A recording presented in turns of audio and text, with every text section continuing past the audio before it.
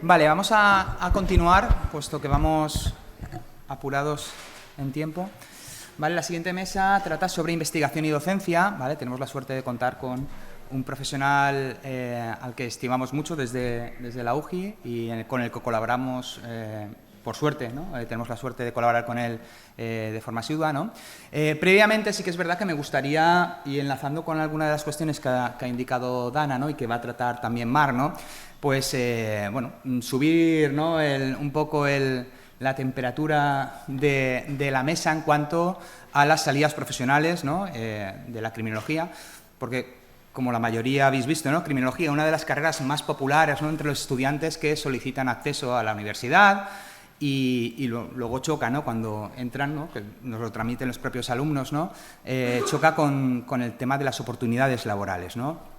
Puesto que en el área no ha evolucionado al mismo ritmo, por ejemplo, que la demanda de los estudios, ¿no? Entonces, nosotros, y como criminólogos puros, tanto Marc, ¿no? como yo, ¿no? Y además dentro del sector crítico, ¿no? que denominamos dentro de la doctrina criminológica, ¿no? Pues tenemos que reafirmar, ¿no? Que los criminólogos y criminólogas se pueden dedicar exclusivamente a la criminología y, aunque pueda parecer obvio, aunque muchas de las salidas profesionales que os vais a encontrar, ¿no? Pues están relacionadas con la criminología, no son criminología en sentido estricto, ¿no? Pero porque la criminología, como bien sabéis, es una ciencia social independiente, que tiene sus teorías, métodos de trabajo y conocimientos, y no van a depender de otras disciplinas con las que sí pueden tener conexión, ¿vale? Entonces, como criminólogos puros, ¿no? En este caso, no necesitamos ni tener, cuando acabemos esta titulación, otra titulación universitaria, ni aprobar una oposición para reconocer nuestros propios estudios. Tenemos que reafirmarnos y creernos que somos criminólogos, ¿no? Y criminólogas. Entonces, también un poco, pues en este caso, reafirmar, ¿no? Y dentro de las salidas profesionales, la investigación y la docencia son dos pilares fundamentales dentro también de la propia doctrina criminológica, ¿no? La investigación permite, ¿no? Entender mejor los fenómenos o conductas desviadas, incluso fenómenos criminales, y con ello desarrollar estrategias efectivas en cuanto a prevención o mecanismos reactivos, incluso de control social formal o informal, como bien sabéis, y la docencia nos va a permitir contribuir a formar, ¿no? Futuros profesionales en el ámbito de la criminología, quienes van a ser clave, además, ¿no? En la aplicación de estos mecanismos o métodos de control, tanto social, formales como informales, ¿no? Y para ello es un placer, como os he dicho, contar en este caso con Mar Balcells. Es doctor en Criminal Justice por la Universidad de Nueva York, por el John Jay College. Es profesor agregado en Criminología en la Universidad Oberta de Cataluña. Es experto en delitos contra el patrimonio cultural y su inserción con la delincuencia transnacional, delincuencia organizada, terrorismo, también en crímenes de guerra contra patrimonio cultural. Además, es experto en análisis criminológico del expolio arqueológico y tráfico ilícito de este tipo de patrimonio, y es un reconocido experto, ¿no? en delitos contra la propiedad cultural, ¿no? y en crimen organizado, tanto en historia de la criminología como en delincuencia y ciberdelincuencia, ¿no? Y, como os digo, es un placer contar con él. Gracias, Marc. Doncs moltes gràcies, Esteban. Ay, Esteban. Y ya estas horas, discúlpame, porque aparte voy con una faringitis terrible. Bueno, primero de todo, muchísimas gracias por invitarme un año más. No es la primera vez que hago esta charla y me hace siempre mucha ilusión. Primero porque los que me invitan son no buenos colegas, sino buenos amigos, y esto es siempre un placer, y que por muchos años podamos seguir con esta colaboración. Y la otra cosa que os quiero decir a todas y todos es que muchas felicidades, porque esto es una cosa que acostumbro a decir a mis alumnos cuando llegan a tribunales de trabajo final, o cuando los tengo prácticamente en optativas de cuarto, como la de delincuencia organizada. Esto quiere decir que ya prácticamente estáis a punto de volar del nido. Y, oye, no sé si os lo han dicho otros, pero yo os quiero felicitar, porque siempre un esfuerzo llegar hasta aquí. Yo os vengo a hablar, y voy a ser muy breve, porque también te quiero recuperar tiempo y tenemos a otra ponente a continuación, de un tema que es tanto la docencia como la investigación. Voy a empezar por la parte de la investigación, porque yo entiendo que también de golpe y porrazo es muy raro que en este punto de la carrera se os despierte esta parte para saltar al otro lado, ¿no? de vuestros pupitres y decir, oye, pues yo quiero ser profesor y profesora. Podría ser que alguno o alguna ya tuviera esta intención, pero es raro. Yo, cuando estudié mi primera carrera, y yo tuve que estudiar Derecho, y digo tuve que, porque cuando yo quería estudiar criminología, pues no existía todavía el grado, era una diplomatura y bueno, me dijeron, oye, esto no lo estudies porque tus padres se han gastado un montón de dinero en educación y me dijo un profesor, deja que estudia algo de provecho, me decían, y tuve que hacer Derecho y no fue hasta el 2005 que mi promoción fue la segunda a nivel estatal de empezar la licenciatura de Criminología, imaginaos, en el 2005. Y yo en aquella época era abogado penalista, no tenía ni puñetera idea de que me quería dedicar a la docencia y a la investigación. Pero sí que había algo que me picaba y era que yo, por ejemplo, cuando me dedicaba a la defensa penal de mis clientes, siempre me preocupaba más por el tema de y estos señores y por qué viven aquí, y estos señores y el barrio, y estos señores... Es decir, yo ya prácticamente estaba, antes de saber que existían teorías criminológicas, pues un poco como aplicándomelas en mi mente sin saber nada de esto. Entonces, cuando empezó la licenciatura en criminología, estudié también criminología, aparte de Derecho, y un catedrático que había de la Universidad de Suiza, Marcelo Aevi, me dijo, oye, pero tú tendrías que estudiar un doctorado. Y yo, claro, en aquel momento pues no tenía pareja ni nada y era un mandado y me dediqué a estudiar esto.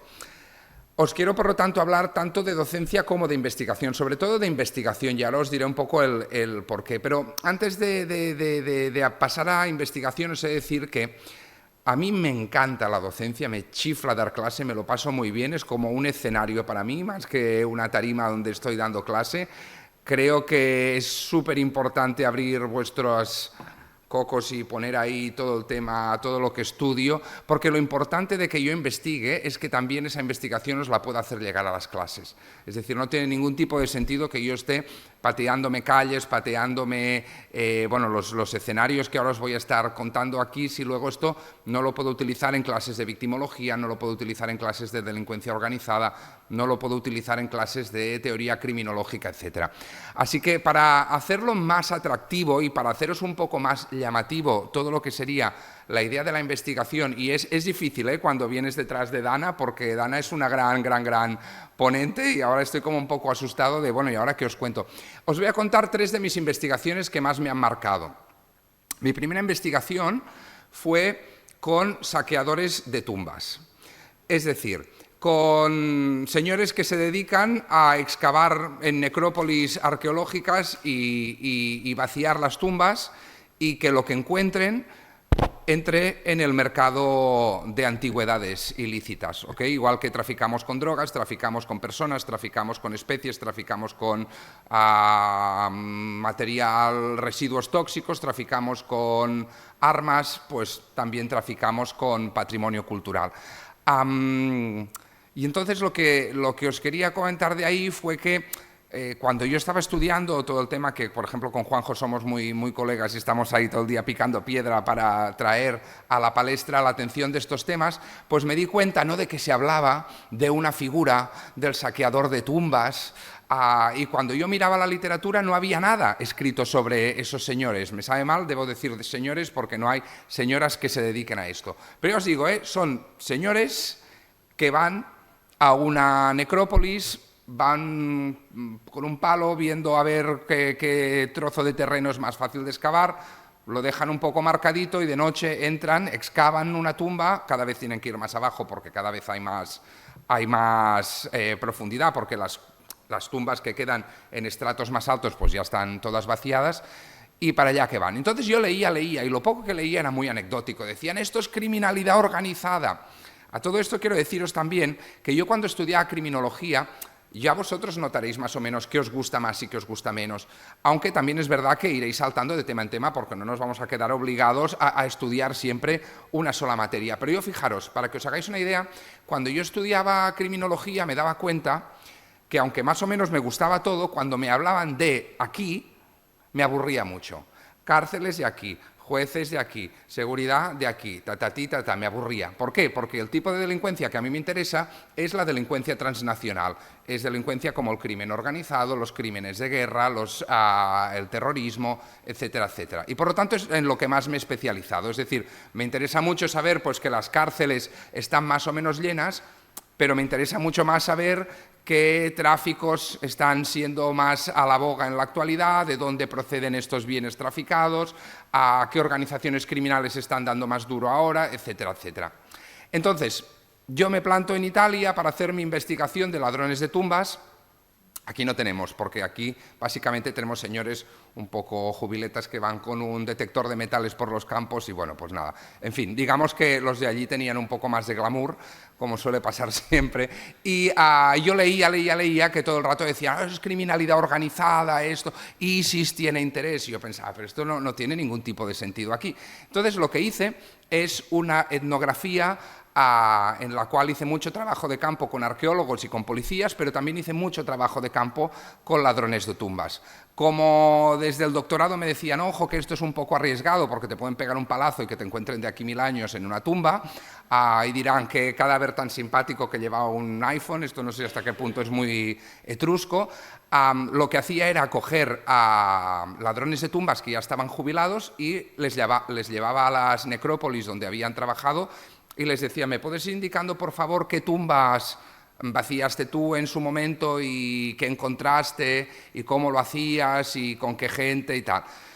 Pues acabé descubriendo que aquello no se le puede llamar crimen organizado porque es un crimen absolutamente desorganizado, o mejor dicho, son criminales que se organizan para delinquir pero que no son crimen organizado, porque era gente que se iban al café del pueblo y decían, a ver, tengo que excavar una tumba este fin de semana, me apetece, ¿quién se viene? Y entonces, pues unos días venían unos, otros días venían otros, generalmente empujados pues porque tenían un cumpleaños, les hacía falta el dinero, etcétera, etcétera. Es decir, no es como otros países del sur global donde la gente lo tiene que hacer por subsistencia, era gente que tenían sus trabajos, eran mecánicos, eran los kiosqueros del pueblo y por la noche pues se iban a vaciar tumbas y todo lo que encontraban lo metían para allá.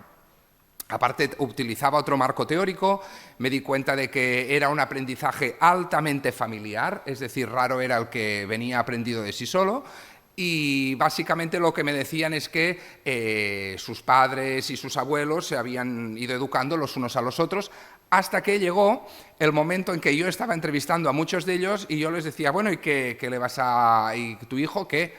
Y me decían, pues...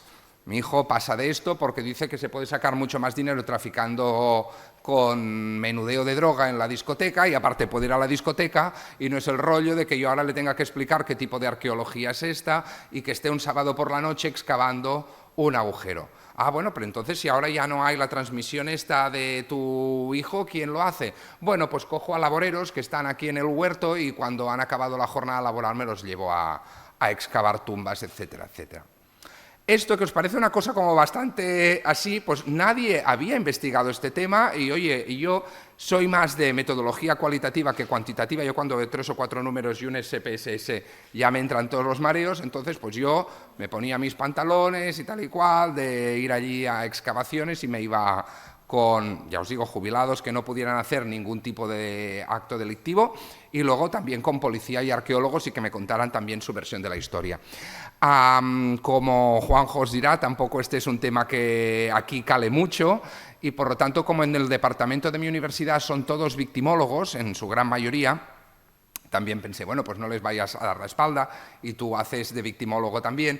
Y entonces fue cuando nos cayó el gran regalo, ¡pum!, un meteorito enorme, que fue una investigación conjunta entre la Universidad del País Vasco, la Universidad de Barcelona y nosotros para el tema de los abusos sexuales en instituciones religiosas, que, a diferencia de otros estados, pues no tenía el beneplácito de la Iglesia, así como cuando en Estados Unidos la Iglesia Católica encargó después del Affair Spotlight a mi universidad que investigara el tema, como en Alemania, como en Irlanda, como en Australia, pues nosotros lo tuvimos que hacer ahí un poco contra las cuerdas, pero siempre se puede hacer algo. ¿Por qué?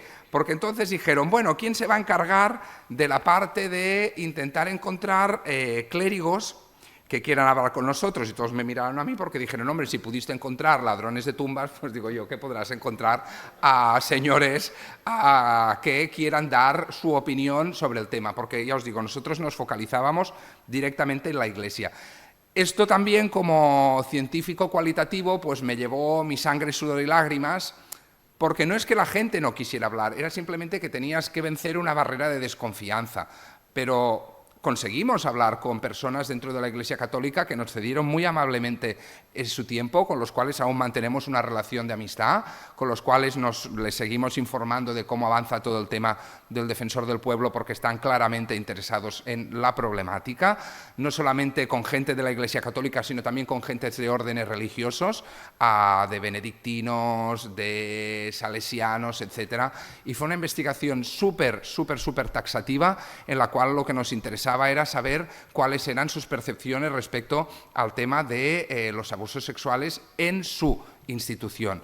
Vimos temas donde, aplicando un marco teórico de flujo de información, por ejemplo, etcétera, vimos pues que los órdenes religiosos son mucho más rápidos en informar de todos estos temas a las jerarquías eclesiásticas, porque su bottom-up es mucho más flexible que lo que son las personas que están dentro de la Iglesia Católica, por así decirlo.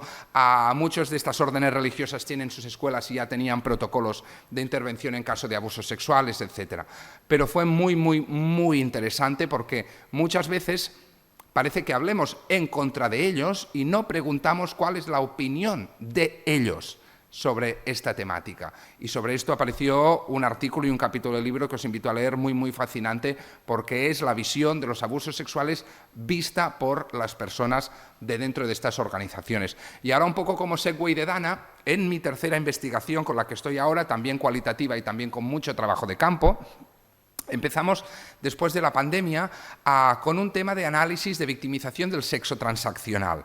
Es decir, sexo transaccional entendido como todo lo opuesto al trabajo sexual, porque no tiene la característica de habitualidad. Es decir, si yo, por ejemplo, tuviera una cuenta de OnlyFans, que es prácticamente lo poco que me falta ya para hacer en esta vida, es así, no me estaría dedicando al trabajo sexual desde el punto de vista de lo escrito en la literatura, sino al sexo transaccional, porque yo no me estaría dedicando a esto de una manera habitual. Estuvimos haciendo encuestas a estudiantes, estuvimos haciendo encuestas a la población general para ver sus hábitos y para ver también cuáles eran las probabilidades de estar victimizado en este tipo de actuaciones.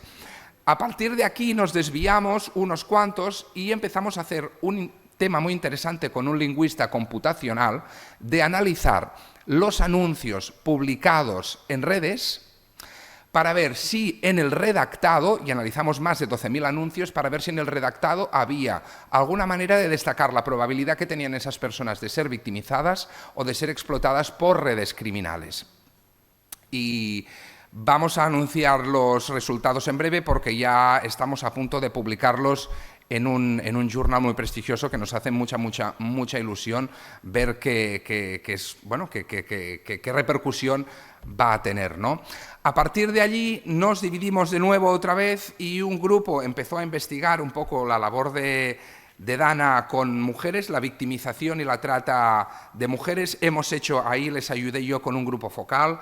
Fue de las cosas más duras que he hecho nunca, porque fue un grupo focal con mujeres traficadas, tanto de la América Latina como del este de Europa, y también un grupo focal con jueces, con magistrados, con fiscales, con policías de diferentes organizaciones policiales, etcétera, para ver pues esto, ¿no? Lo que entendían ellos por problemática de victimización y de trata de este tipo de mujeres que aparecían en estos anuncios. Pero un colega y yo dijimos, todo el rato estamos hablando de mujeres como si no hubieran hombres que se dedicaran al trabajo sexual y como si estos hombres no pudieran ser victimizados por el trabajo sexual. Entonces nos pusimos a leer literatura y vimos que, de nuevo, la literatura que había escrita, sin querer menospreciarla, porque evidentemente nos ayuda muchísimo, pues era una literatura escrita un poco por señores caucásicos académicos, como yo, vaya por delante, que no han puesto un pie mucho en la calle, porque lo que venían a decir es,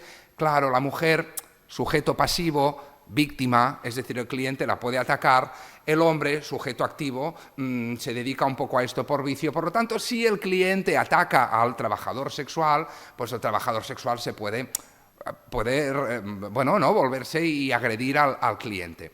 Bueno, en la primera entrevista que hicimos, y muchísimas gracias, Dana, por el tema del tercer sector, porque quien nos está ayudando es el tercer sector. Contamos muchísimo con ONGs que nos ayudan a contactar con los chicos. La primera persona a la que entrevistamos había sufrido no una, sino 2 violaciones grupales. Un señor.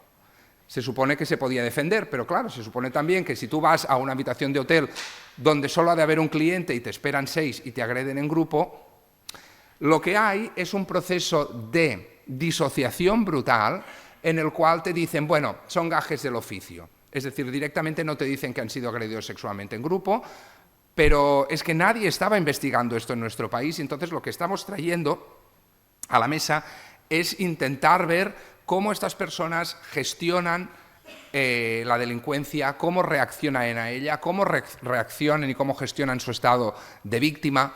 ¿Cuántos de ellos denuncian los hechos? Respuesta: 0. Ninguno ha dicho he ido a la policía a denunciar. Nos hemos encontrado con agresiones sexuales en grupo, agresiones sexuales individuales, lesiones, grabaciones no consentidas, amenazas, secuestro y, le comentaba antes a Dana, personas explotadas sexualmente, personas, chavales, hombres que han ido a domicilios y de ahí ya no los han dejado salir, personas que han sido traficadas.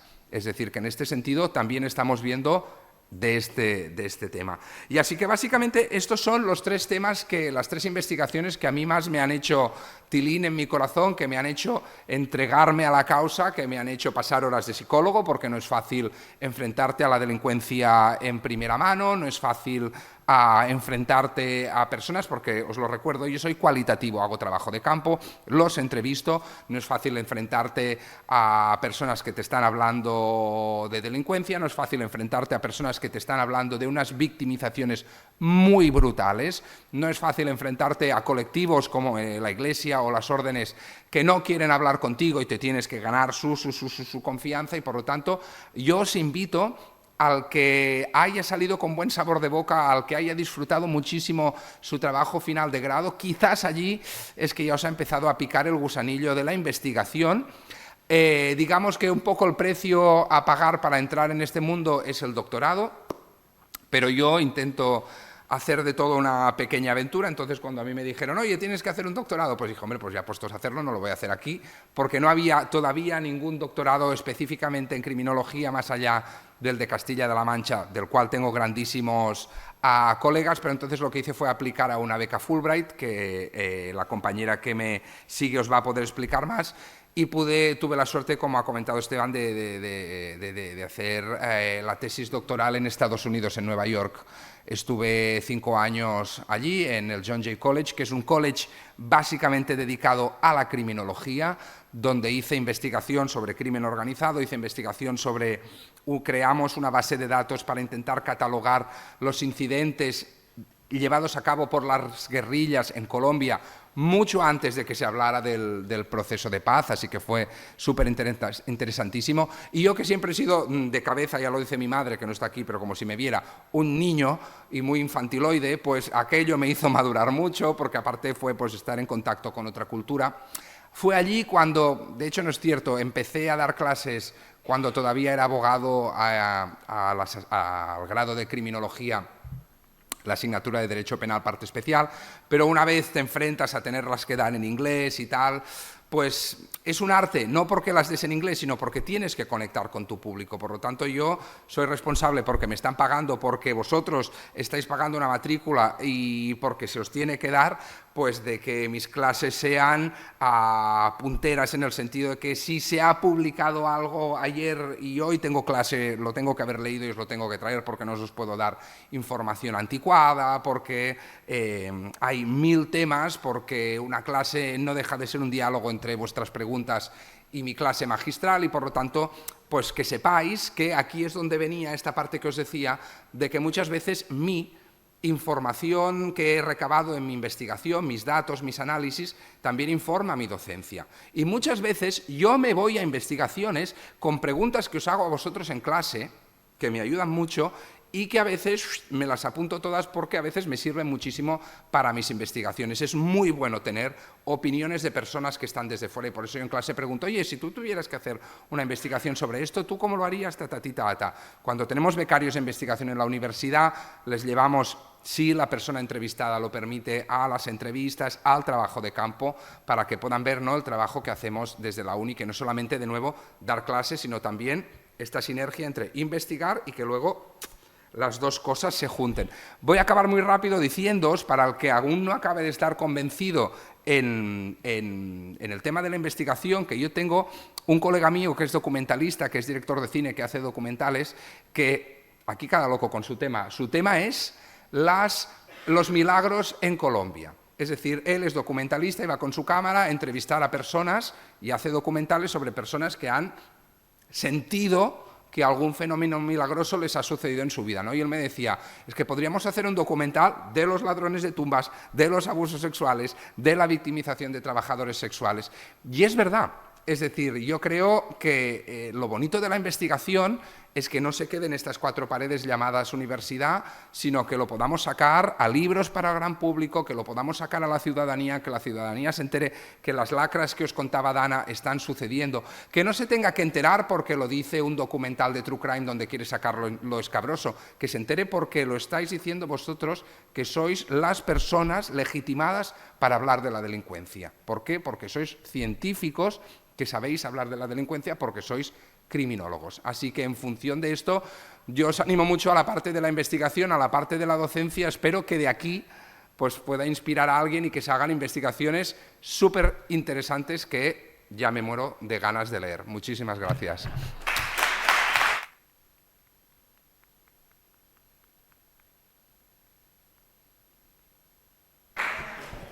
Vale, ¿alguna pregunta para Marc? ¿Nadie?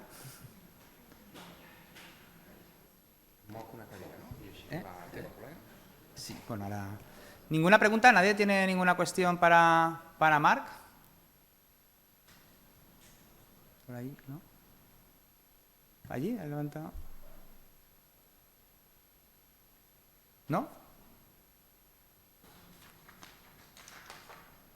¿Ninguna? Para mí. A ver, te voy a dar la respuesta oficial y te voy a dar la respuesta oficiosa. Yo soy muy lobo solitario y me gusta mucho investigar solo, que es una cosa muy fea y no se tiene que hacer porque se tiene que hacer en grupo, porque además hay más capacidad para poder hacer todo y tal y cual, pero bueno, es un lío. Las de abusos sexuales en la iglesia éramos el grupo de Bikrim en la UOC. Y la segunda también, la de los trabajadores sexuales. Empezamos todos, pero luego ya nos fuimos repartiendo un poco todos por diferentes temáticas y estoy con un muy buen colega. Entonces estamos los dos. Va bien, porque aparte de decir todo lo que os comentaba de capacidad de que dos ven más que uno y que un grupo de investigación pues puede pedir más proyectos, etcétera. En este tema último de los chicos, pues hay entrevistas que sales un poco tocado, entonces poder salir con otra persona y poderlo hablar va muy bien, va muy muy bien. Entonces es muy chulo poder... O sea, digamos que me ha cambiado la mente y ya no quiero trabajar más solo. Ahora solo. ¿Hay mucha diferencia entre el mundo anglosajón y nosotros? En investigación... Mira, no, que nos llevan más tiempo y más años de ventaja, pero bueno... Tampoco es una carrera, es decir, que es más. De hecho, te diría que yo, que por ejemplo estoy de secretario en la Sociedad Española de Investigación Científica y estoy seguro que cuando algunos de vosotros os queráis unir allí, pues vuestra inscripción va a pasar por mis manos y voy a ser yo el que os haga el de esto. Yo creo que cada vez... No, mejor dicho, elimino lo de cada vez más. Yo creo que no tenemos nada que envidiar a otros estados en tema de investigación. Yo creo que, por ejemplo, sin ir más lejos, aquí estamos a nosotros, pero también tenéis a Fernando, tenéis a Cristina. Es decir, es que hay mucho potencial en cada comunidad autónoma. Vengo hace nada de A Coruña con Brandariz, con Faraldo. Es decir, es que es maravilloso la red esta de investigación. Por lo tanto, que bueno, sí, sí que te voy a dar una diferencia. Por ejemplo, mi directora doctoral, que se dedica a investigar la movilidad de los grupos albano-kosovares, cuando recibe una beca, la recibe no de la Unión Europea, sino del National Institute of Justice de Estados Unidos, y el día que están un poco tacaños le dan $3 millones. El día que están generosos, pues le dan más. Entonces, ahí sí que veo un poco de diferencia, porque mira, yo he ganado 1 hora y me han dado 7.500 euros, que digo, bueno, pues a lo mejor me da para comprar, yo qué sé, 4 vales del Carrefour, etcétera. Entonces, porque eso sí, a los chicos les pagamos por su tiempo, porque claro, esto es un tema que hemos visto mucho en la literatura y es que les estamos quitando tiempo de trabajo, entonces les intentamos dar pues un vale de Amazon, les intentamos dar, si están en una situación de exclusión social, pues un ticket supermercado, entonces pues bueno, 7.500 pues dará para tantos tickets como podamos y haremos lo que podremos. Pero bueno, oye, que a nadie le amarga un dulce y quizás sí en tema de cantidades, pues aquí tendríamos que tirar más de Unión Europea porque a veces lo que te dan es justo al menos para criminología desde mi humilde opinión. Pero bueno, esa sería mi idea. Pregunta. Hola. ¿El micro? ¿Dónde está el micro? El micro, para que es que no está. Sí, en Mollet, sí, sí. Sí, sobre la xenofobia del hombre blanco, etcétera, etcétera. Bien. Yo eché ahí de menos precisamente la figura del criminólogo. Mi pregunta es, ¿qué relación tenéis vosotros como universidad, en este caso con la Consellería de Interior, Mossos d'Esquadra, para todo el tema este de análisis, investigación, etcétera, etcétera? Ya sabemos lo que pasa en el resto del Estado, pero en Cataluña, ¿qué situación estáis? Pues mira, últimamente lo que establecimos a raíz del tema del trabajo sexual es una partnership con Mossos d'Esquadra para que les podamos dar información académica basada en metodología científica, es decir, no solamente basada en investigación policial, sino a que les podamos pues explicar nuestras investigaciones y que hayan partnerships en este sentido, pero bueno, no creo que sea muy diferente a lo que debe haber en el resto de Estado, ¿no? Es decir, que hay una, por así decirlo, una comunidad o un vínculo entre academia y cuerpos policiales. Es decir, esto, por ejemplo, lo ves en muchos países europeos, porque yo en mi asignatura de delincuencia organizada siempre invito a policías de fuerzas policiales de crimen organizado del extranjero. El año pasado estuvo un policía de Rotterdam donde hablaba sobre la capacidad del poder administrativo para también incidir en el crimen organizado, etcétera. Entonces, básicamente vamos a entrar, nuestra colaboración va a empezar por ahí, por este proyecto de trabajo sexual y crimen organizado.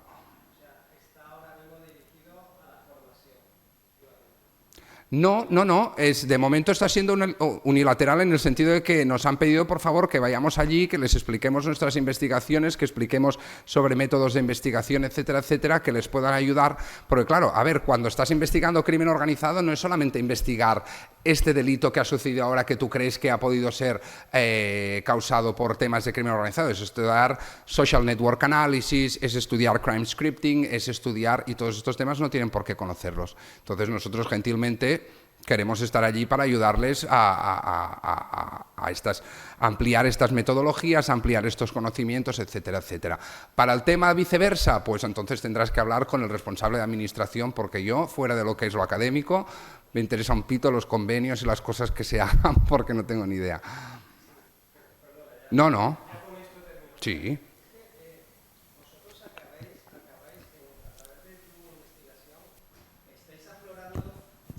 A través de tu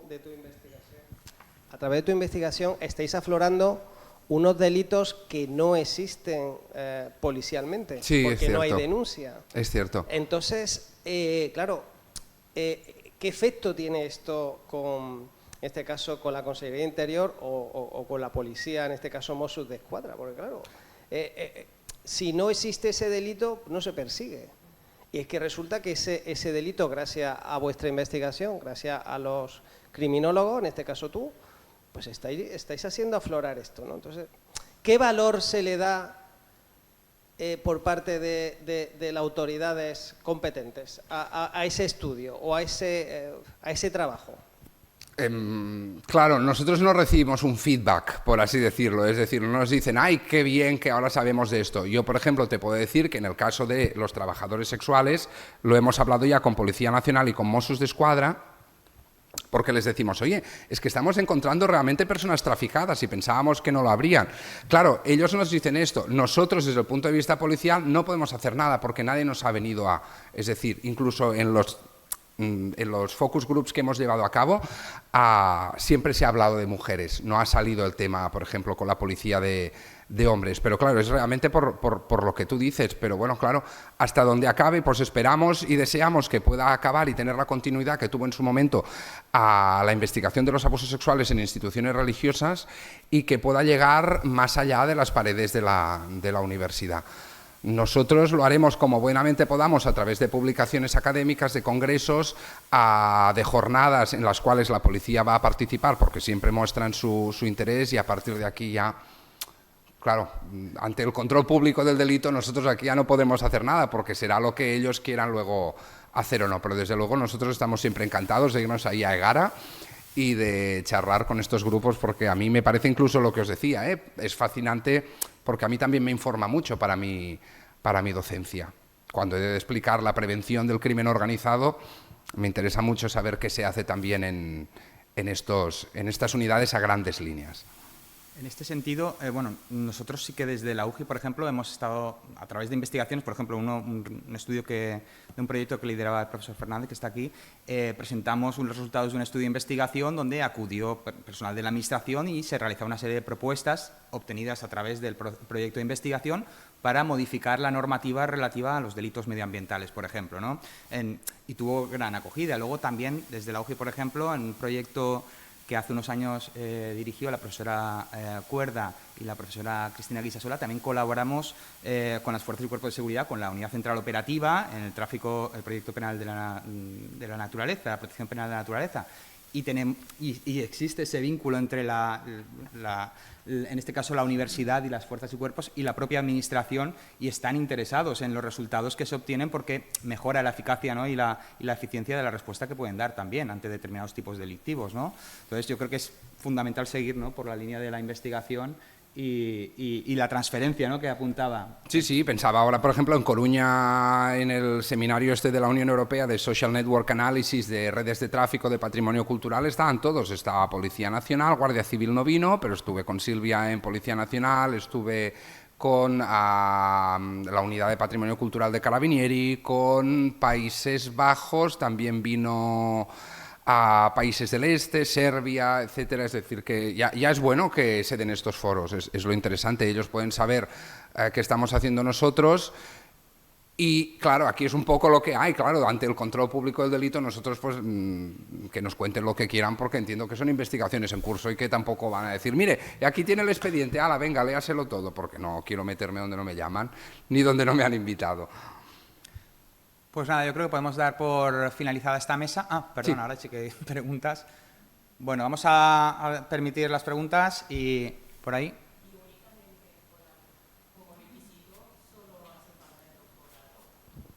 Digamos que es nuestro pasaporte al mundo de la investigación.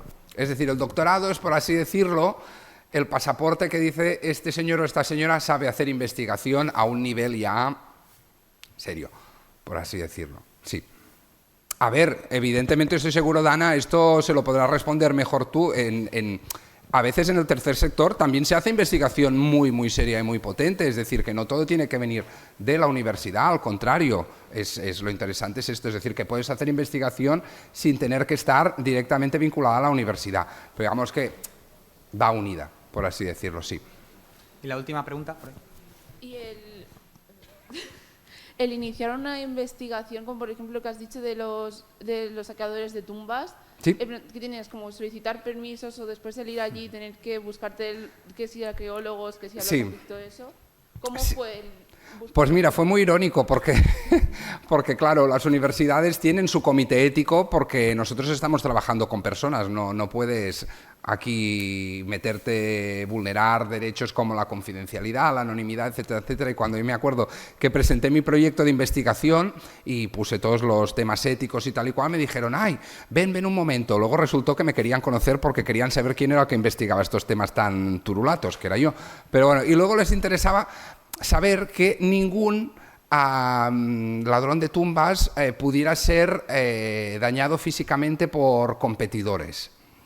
Es decir, que no pudieran haber represalias entre grupos de ladrones de tumbas, pero ya les dije que no, porque el campo es muy ancho y porque entre ellos se conocen todos y porque no hay una competencia directa. Pero es una muy buena pregunta, siempre tienes que pensar qué puedes y qué no puedes dañar con tu investigación y tienes que pensar mucho en la parte ética. Por ejemplo, a los chicos que estamos entrevistando ahora les decimos, sí, que todo será confidencial y anónimo, es decir, que no aparecerá ningún dato que se les pueda vincular a ellos, que no aparecerá su nombre, que citaremos un código, que si quieren lo vamos a grabar, es mucho mejor para temas de fiabilidad, pero que una vez lo tengamos transcrito, la grabación se borrará. Una vez hayamos hecho la investigación, la transcripción se destruirá también, por lo tanto no quedará ningún rastro de lo que nos hayan dicho, que no hay ningún interés económico en nuestra investigación y que evidentemente pueden responder hasta donde quieran en cualquier momento, pueden dejar la investigación. Si un chico que yo he entrevistado hace 3 meses hoy me llama y me dice, me lo he pensado, no quiero salir en vuestra investigación, crack, crack, crack, se rompe y se borra todo. Y que si hubiera algún cambio en la investigación se lo haríamos llegar. Estos son nuestro protocolo que les hacemos firmar porque de esta manera dan su consentimiento informado antes de empezar la investigación. Lo mismo hice con la iglesia y lo mismo hice con los ladrones de tumbas. Sí, es muy importante, es muy buena pregunta porque, claro, no entras allí, venga, y ahora cuéntemelo todo. No, ha de estar todo cerrado y sabiendo que se respetan la ética del investigado, por así decirlo. Pues nada, ahora sí, muchas gracias. Damos por finalizada la mesa. Gracias.